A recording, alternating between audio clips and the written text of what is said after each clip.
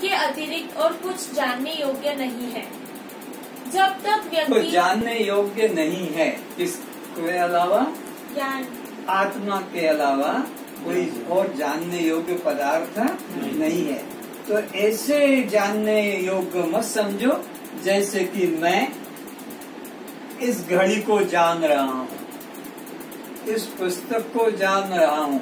ऐसा आत्मा जानने योग्य वस्तु, दृश्य वस्तु नहीं है। वो खुद ही मैं हूँ, इस रूप से जानना है। जानना जिस संसार में होता है दो में, एक जानने वाला, एक जिसको जानना है, एक देखने वाला, एक जिसे देखना है। पर आत्मा ऐसे अलग हमसे जानने में, देखने में नहीं आएगा। किस रूप में जाना जाएगा? वह मैं ही हूँ। जब तक व्यक्ति अज्ञानी है, उसे अपने ज्ञान स्वरूप का बोध नहीं हुआ, तभी तक उसे ज्ञान की जरूरत है। बोध जागृत हो जाने पर मैं स्वयं आत्मा ज्ञान स्वरूप हूँ, इसीलिए मेरे लिए अन्य ज्ञान की जरूरत नहीं है। मैं तो खुद ज्ञान स्वरूप हूँ। ये जब बोध हो जाएगा तो फिर उसे अन्य किसी ज्ञान की आवश्यकता, क्योंकि आत्मा तो खुद ज्ञान स्वरूप है और वो ज्ञान स्वरूप आत्मा मैं हूँ। आत्मा असंग है, कर्ता भोक्ता भाव से मुक्त है। आत्मा कैसा है? असंग, असंग है और कर्ता भोक्ता। असंग का मतलब है वह सब देश में है, सब काल में है और सब रूप में है, अखंड है। और असंग कैसे है? उसका कोई और दूसरा सजाती है, उसका कोई अन्य विजाती है और उसका कोई अपना स्वगत भेद। आत्मा इस प्रकार असंग है, क्योंकि संग दो में होता है, आत्मा के तो कोई दो, इसलिए आत्मा असंग है। और विजाति भाव भी तब होगा जब अन्य जाति हो। तो यहाँ तो आत्मा के अलावा कोई अन्य जाति नहीं, तो विजाति संबंध भी। यहाँ तो मनुष्य और पशु जैसे हैं, ऐसे आत्मा में कोई आत्मा है, दूसरी माया है, तो विजाति संबंध भी, क्योंकि माया तो कुछ होती ही नहीं है, इसलिए उससे विजाति संबंध भी नहीं। और आत्मा निराकार है, इसलिए उसका कोई हाथ पैर की तरह, अंग भेद की तरह स्वगत भेद भी नहीं। तो आत्मा कैसा है? वह असंग है और ज्ञान स्वरूप है। वह मैं करके ही जानने योग्य है। उसकी उपस्थिति में ही सब हो रहा है। वह ज्ञाता ब्रह्म, ज्ञेय ब्रह्म, ज्ञान ब्रह्म मैं ही हूँ। ब्रह्मा विष्णु महेश, उत्पत्ति स्थिति लय, सत्व रजतम, जीव जगत ईश्वर, भोक्ता भोग्य भोजन, कर्ता कर्म क्रिया, ध्याता ध्येय ध्यान, प्रमाता प्रमाण प्रमेय, दृष्टा दृश्य दर्शन, उपासना उपासक उपास्य, देव ज्ञान ज्ञेय ज्ञाता, ये समस्त त्रिपुटियां काल्पनिक है। जब द्वैत ही सत्य नहीं है, तब यह त्रिपुटी त्रेत कैसे सत्य हो सकेगा? ये त्रिपुटियों के नाम बताए हैं, किस तरह से त्रिपुटियां तीन को लेकर बनती है। तो यहाँ तो एक मूल चीज बता दी कि जब द्वैत ही सत्य नहीं है तो ये त्रिपुटियां कैसे सत्य हो सकती है। इसलिए एकमात्र मैं चैतन्य आत्मा ही। एक बात ये समझो,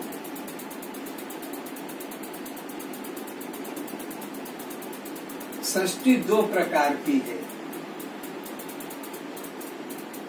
एक है जीव सृष्टि और एक है ईश्वर सृष्टि। समझो इस बात। ये ईश्वर सृष्टि किसी को दुख नहीं देती है, ईश्वर सृष्टि किसी को बंधन में नहीं डालती है। ईश्वर सृष्टि किसी को 84 में नहीं डालती है।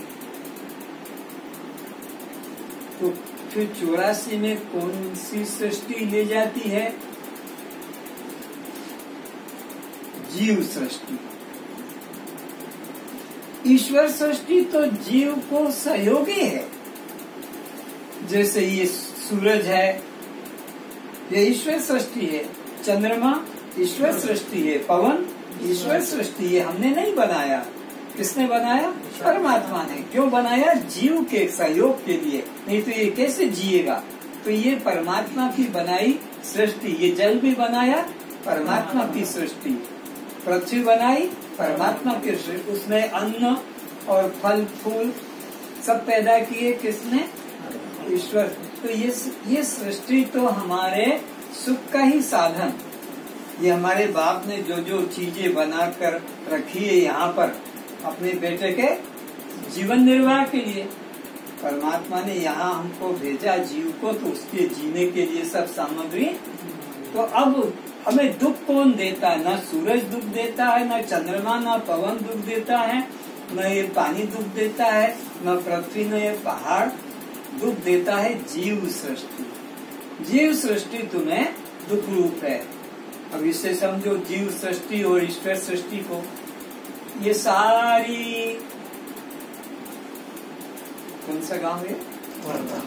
वर्धा। ये सारी वर्धा में गणेश ने एक बाउंड्री खींची है, गोड़कर ने एक बाउंड्री खींची है, पटेल ने एक बाउंड्री खींची है, पर इसने कोई बाउंड्री नहीं खींची है। तो अब क्या होगा?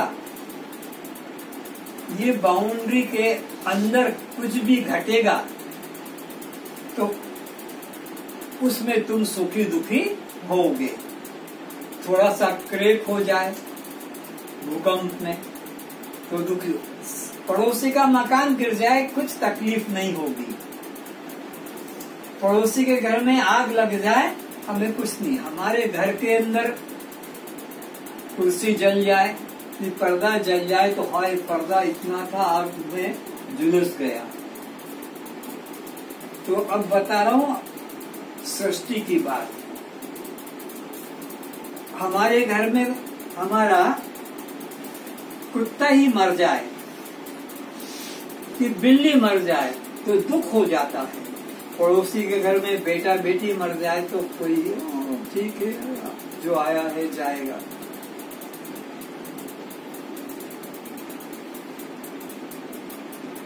अभी कोरोना में कितने मर रहे हैं, कहाँ कहाँ मर रहे हैं, रोज पेपर में पढ़ लेते हो, न्यूज में सुन लेते हो।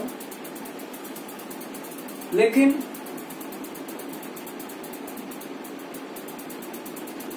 गोड़कर का लड़का की लड़की मुझे तो पता नहीं अमेरिका में हो, तो फिर अब घबराहट थोड़ा, फिर फोन करके पूछेंगे तुम ठीक हो ना, कुछ हुआ तो नहीं? हाँ कुछ नहीं हुआ। इतने मर रहे हैं, कितने 60,000 मर गए, कितने मर गए उसका नहीं, उसमें मेरा लड़का या मेरी लड़की है तो वो हमको दुख देगा, रोने लगेंगे, छाती पीटने लगेंगे। वो जो 60,000 मर गए वो ईश्वर सृष्टि ने हमको दुख नहीं दिया, उसमें मेरा जो पना जुड़ा था जिसके साथ, बस वो दुखता है। हमारे पास में मकान में आग लग जाए, भूमिकंप में गिर जाए, हमें उतना नहीं है, ठीक है, सिंपैथी है, सहानुभूति। लेकिन अपनी दीवार क्रैक हो जाए कि अपना दरवाजा टूट जाए तो फिर हमें दुख देता है। तो कौन सी सृष्टि दुख देती है? जीव सृष्टि की ईश्वर सृष्टि? ईश्वर की सृष्टि दुख नहीं देती, वो तो सहयोग कर रही है, तुम्हारे जीवन में जीने में सहयोग कर रही है।